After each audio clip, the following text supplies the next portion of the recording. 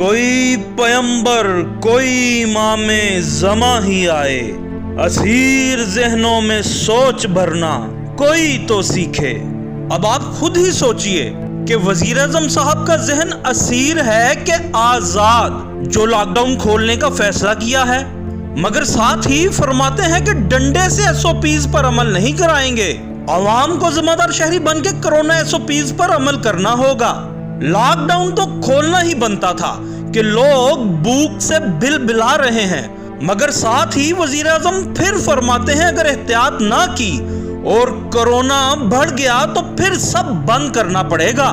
تو بھائی جب خدا نخواستہ سب بند کرنا پڑ گیا تو جس دہاڑی دار کی فکر میں وزیر اعظم دبلے ہو رہے ہیں، کیا پھر وہ بھوک سے نہیں مرے گا؟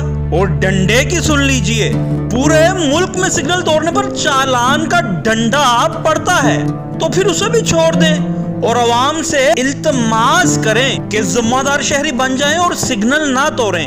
یا پھر کہیں ایسا تو نہیں کہ چالان کے ڈنڈے سے پیسے ملتے ہیں اور عوام کی جان بچانے کے لیے ڈنڈا اٹھانے کے پیسے نہیں ملیں گے؟ پنجابی میں کہتے ہیں تو میرے پیسے تے نہیں پھڑ لیتے، یعنی مجھے قتل کرنے کے پیسے تو نہیں لے لیے۔ یہ میں وزیر اعظم صاحب سے نہیں کہہ رہا۔ عدیل شجاع، خبرستان، لاہور۔